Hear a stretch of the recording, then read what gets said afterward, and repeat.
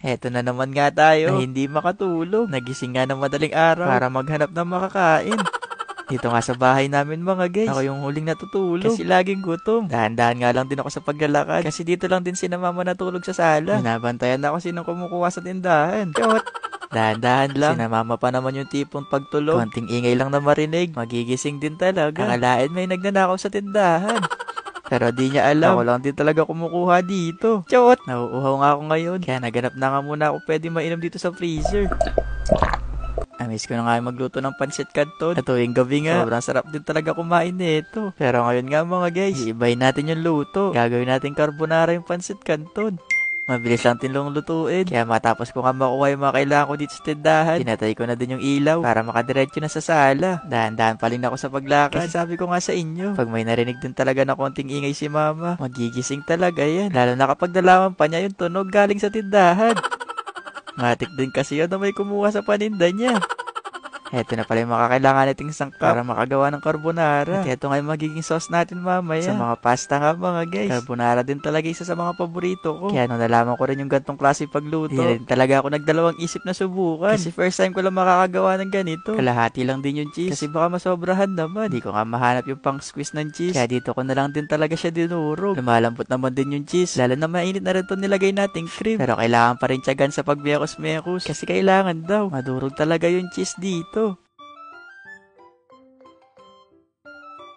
Na medyo bumukal na nga siya. Nagmukha na nga sauce itong cream at saka itong pinaghalong cheese. Ang galing nga. Kasi gano'n lang pala kadali. Kaya pagkatapos nga makagawa ng sauce mga guys, sinunod ko na rin pinutuwi itong iklog. Di nga maganda yung pagkakabagsak ng iklog. Kaya sa mga oras nga na yan, parang gusto kong kumuha ng panibagong iklog sa tindahan. Kasi itong pangalawang iklog, di na naman siya maganda. Kaya parang hindi yata aesthetic tong pagkagawa natin. Chot! Pero ayos na tong dalawang to. Kasi baka pag nalaman ni mama na pinagpraktisan ko yung mga iklog niya, lagot talaga tayo doon pag gising niya bukas. Sinunod ko na din pala tong akdog para may kapartner yung iklog. Di pwede magkahiwala yung mga yan. Kaya kung walang iklog, wala ding akdog. Chot! Kaya pagkatapos ko nga makapagprito mga guys, nagpakulo na din ako ng tubig. At dito na nga tayo sa exciting part, yung pagluto na ng kanton. Ewan ko ba kung ako lang, tuwing madaling araw talaga, sobrang sarap kumain ng gantong klaseng pagkain. Kaya kung tatanungin niyo ako tuwing gabi kung anong ginagawa ko, baka kumakain din ako. Chot! Pero seryoso mga guys, pag nagluluto ako ng pancit canton, eto din talaga yung nagpapaalala sa akin tuwing nag-aaral kami. Eto lang kasing ambag ko nun, tagaluto. Kaya sa thesis namin, yung nakuha kong award, hindi best in thesis, best in cooking mga guys. Chot! Pero panigurado ako, pag natry nyo nga yung gantong klaseng pagkakaluto, magugustuhan nyo din talaga. Lalo na kung mahilig ka sa carbonara. Mabilis lang din kasi talaga siyang iluto. Lalo na dito na rin yung mga sangkap. Gagawin mo lang din talaga. Magmemekos-mekos.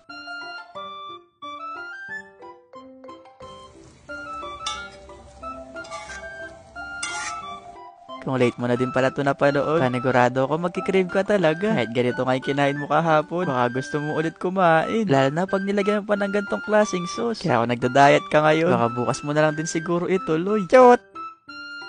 Heto na pala yung finished product mga guys. Mukha nga siyang masarap. Kaya excited na din ako matikman tong niluto natin. Ayaw ko lang pala nagluto. Nanood ka lang dyan.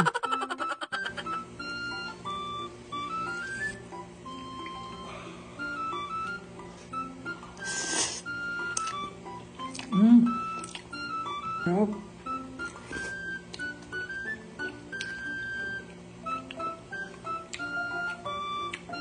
Para siyang pancit canton.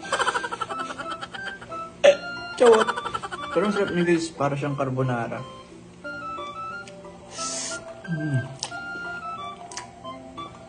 Walang halong biro nga mga guys. Sobrang sarap din talaga niya. Perfect yung sauce sa kanton. Samahan mo pa ng iklog tsaka hotdog. Kaya kapag ganito kayo kinakain mo tuwing gabi, maganda din talaga yung gabi mo. Pero syempre wag mong araw-arawin. Madalang lang din ako kumain ng ganito. Kaya sobra na miss ko din talagang kumain.